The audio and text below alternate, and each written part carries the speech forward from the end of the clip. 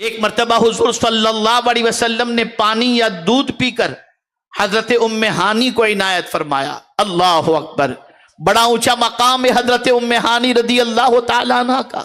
لیکن سرکار سے محبت دیکھیے، رسول اعظم نے اپنا پیا ہوا پانی یا دودھ جب حضرت ام ہانی رضی اللہ تعالیٰ عنہ کو عطا فرمایا.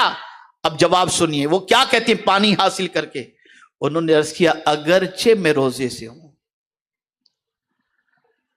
اگرچہ میں روزے سے ہوں، یعنی حضرت ام ہانی روزے سے تھیں اور سرکار نے اپنا جھوٹا پانی اور دودھ جب پیش کیا تو کہتی ہیں حضور کا لب لگا ہوا یہ پانی یا دودھ میں بغیر پیے نہیں رہ سکتی، اس لیے میں حضور کے اس پانی یا دودھ کو میں پی لیتی ہوں، اس لیے کہ حضور کے جھوٹے کے اندر جو برکت ہے وہ کسی اور چیز کے اندر نہیں.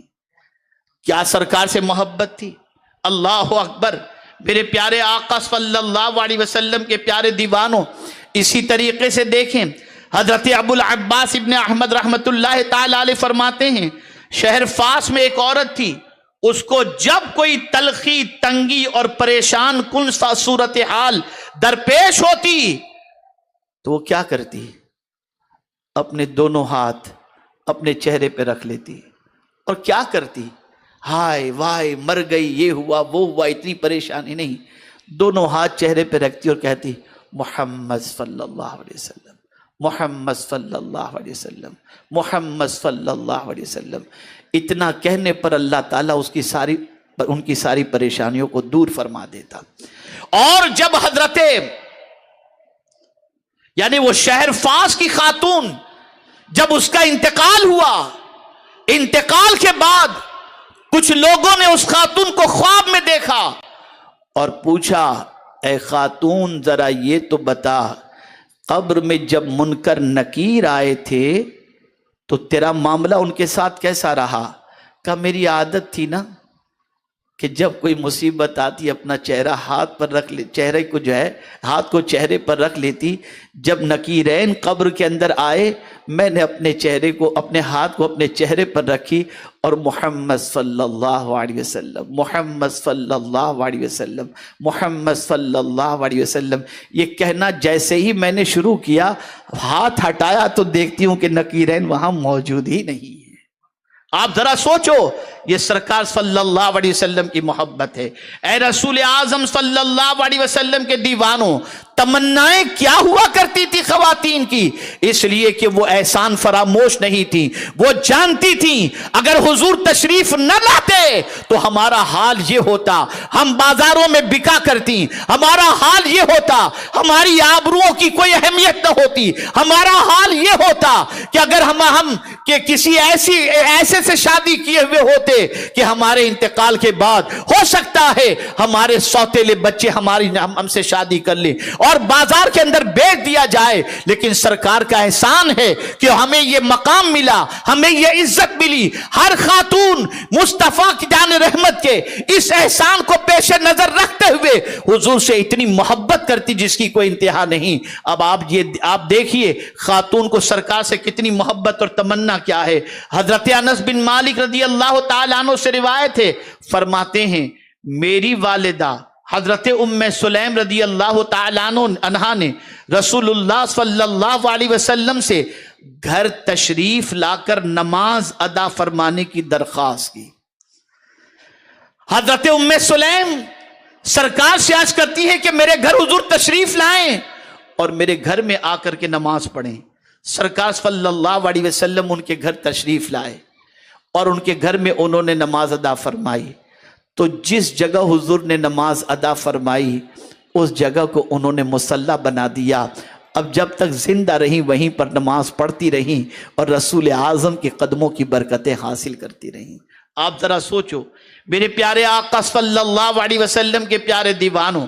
اسی طریقے سے آپ مزید دیکھیں رسول اعظم صلی اللہ علیہ وسلم کی بارگاہ کے اندر حضرت ام سلیم کی تمنا کیا تھی؟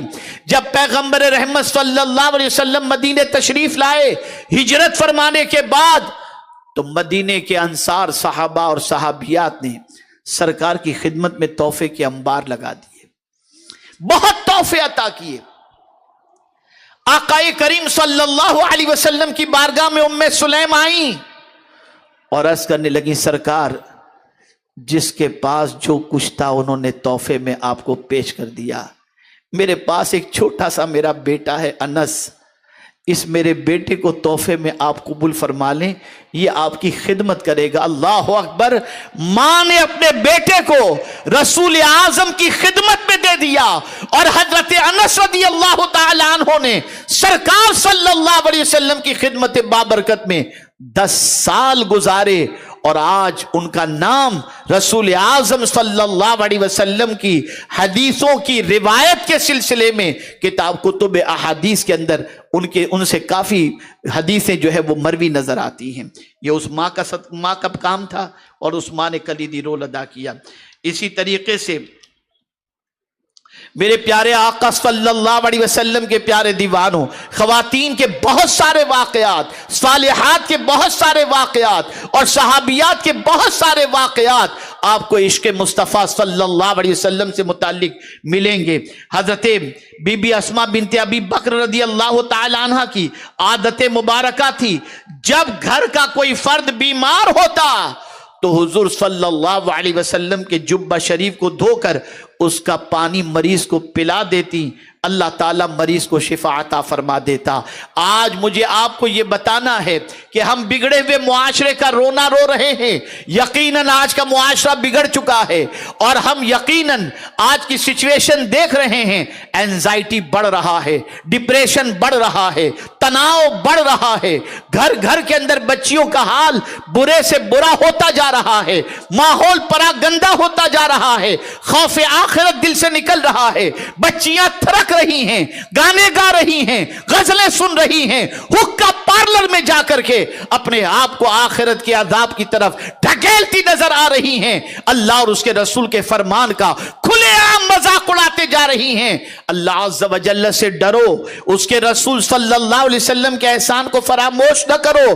یہ پیغمبر رحمت کا احسان ہے کہ آج اتنی عزت و عظمت دامن اسلام کو تھامنے کی وجہ سے تمہیں اللہ نے نصیب فرمائی ہے۔ اے خواتین اسلام، اگر اینزائٹی سے بچنا ہے، اگر بے قراری سے بچنا ہے، تو گانا سننے کی بجائے اللہ کا ذکر سنا کرو، قرآن سنا کرو، نبی کی نعتیں سنا کرو، تمہارے دل کو سکون ملے گا، تمہارے دل کو قرار ملے گا۔ اور دیکھنا ہو تو میرے پیارے آقا صلی اللہ علیہ وسلم کے پیارے خاتون جنت کی کنیزوں، یاد رکھو، دیکھنا ہو تو گنبد خضرا کے مناظر دیکھو، سنہری جالیوں کے مناظر دیکھو، اور پڑھنا ہو تو اللہ کے رسول کی حیات طیبہ پڑھو، صحابیات کی سیرت طیبہ پڑھو۔ آج بہت ضرورت ہے اس چیز کی، بہت ساری بیماریوں نے جڑ پکڑ لیا ہے، حالات بڑی تیزی سے کروٹ لے رہے ہیں، برائیوں کے سیلاب کے اندر معاشرہ ڈوبتا چلا جا رہا ہے، بہت کوشش کی جا رہی ہے ماحول سنور جائے، ماحول سنور جائے، لیکن غلط باتوں کو سننے اور غلط باتوں کو دیکھنے کی وجہ سے گناہوں کی محبت نے دل میں جڑ پکڑ لی ہے۔ اے خواتین اسلام، آپ بہت بڑا رول پلے کر سکتی ہیں، علم کے میدان کے اندر آگے بڑھو، تعمیر ملت کے میدان میں آگے بڑھو، اور اسی کے ساتھ ساتھ خواتین اسلام خدمت دین کے سلسلے میں آگے بڑھیں، خدمت قوم کے سلسلے میں آگے بڑھیں، معاشرے کو سنوارنے کے سلسلے میں آگے بڑھیں۔ اور اس کا آغاز کہاں سے کرنا ہے؟ تو قرآن کہتا ہے قُوْ أَنفُسَكُمْ وَأَهْلِيكُمْ نَارًا، پہلے اپنی ذات سے کرو، خود سنور جائیں گے۔ اور میں جانتا ہوں، میں محسوس کرتا ہوں، جن کے پاس دولت کا انبار ہے وہ تو یہ تصور کرتے ہیں اگر مال ہو اور مزہ نہ ہو تو کیا فائدہ، مال ہو اور عیش نہ ہو تو کیا فائدہ۔ یہ بات اچھی طریقے سے ذہن میں رکھیں۔ اللہ اکبر! پیغمبر رحمت صلی اللہ علیہ وسلم نے فرمایا، سچا عیش دنیا کا نہیں ہے، سچا عیش تو آخرت کا ہے۔ اب میں ایک خاص بات آپ کی سماعتوں کے حوالے کروں، اسے ذہن میں محفوظ کر لو۔ ہم اکیلے آئے تھے، ہم اکیلے اس دنیا میں جائیں گے، اور ہم جب جائیں گے نا، ہمارے اکیلے کی بات نہیں ہے، سب کی، سب کا راستہ ایک ہی جگہ جا کر کے ختم ہوتا ہے۔ سب کا راستہ، غریب ہو یا امیر ہو، محل میں رہنے والی ہو یا جھوپڑے میں رہنے والی ہو، سب کا راستہ ایک ہی جگہ پر جا کر فنش ہوتا ہے، اور وہ جگہ ہے قبرستان۔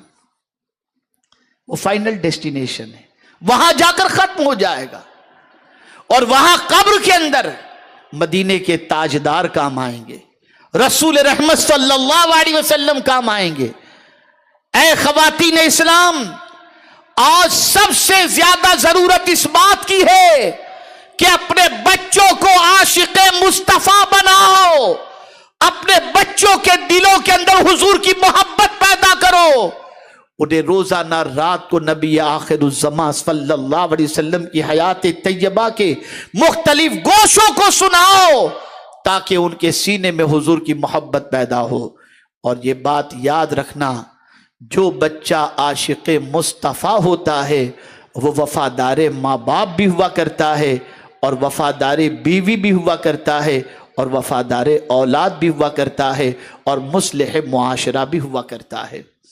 اس لیے آج کا میرا پیغام یہی ہے کہ دل کے بارے میں اللہ قیامت میں پوچھے گا کہ اس دل میں کس کی محبت تھی، تو حضور کی محبت کو دل میں بٹھا لو، کان سے سنو، رسول اعظم کی نعتیں سنو، قرآن سنو، آنکھوں سے قرآن دیکھو، اور ساتھ ہی ساتھ ناچ گانے باجے تماشوں سے اپنے آپ کو بچائے رکھو، دور رکھو۔ انشاءاللہ دنیا میں بھی سکون نصیب ہوگا اور آخرت میں بھی سکون نصیب ہوگا۔ آپ کو یہ بتاتے ہوئے مسرت ہو رہی ہے کہ الحمدللہ آنے والا 1447 ہجری اور 2025 یہ وہ سال ہے کہ میرے آقا صلی اللہ علیہ وسلم کے اس فرش گیتی پر آنے کے 1500 سال کمپلیٹ ہو رہے ہیں۔ آپ کو کرنا کیا ہے؟ آپ کو یہ کرنا ہے کہ ایک چھوٹی سی کتاب ہے انوار مصطفیٰ صلی اللہ علیہ وسلم، بڑی کتاب ہے پیغمبر رحمت صلی اللہ علیہ وسلم اور سیرت مصطفیٰ صلی اللہ علیہ وسلم، اور اس کے علاوہ حضور صلی اللہ علیہ وسلم کی حیات طیبہ کے مختلف گوشوں پر مختلف کتابیں ہیں۔ ان کتابوں کو آج لیں، اور ہم نے یہ عزم کیا ہے کہ 1500 سالہ سرکار کی ولادت کی خوشی اس طریقے سے منائیں گے کہ ہمارے معاشرے کا کوئی بچہ ایسا نہ رہ جائے جسے حضور کی بایوگرافی معلوم نہ ہو، کہ سرکار کی اولاد، سرکار کی ازواج، سرکار کے چچا، سرکار کے کاتبین، ان ساری چیزوں کی معلومات اسے نہ ہو۔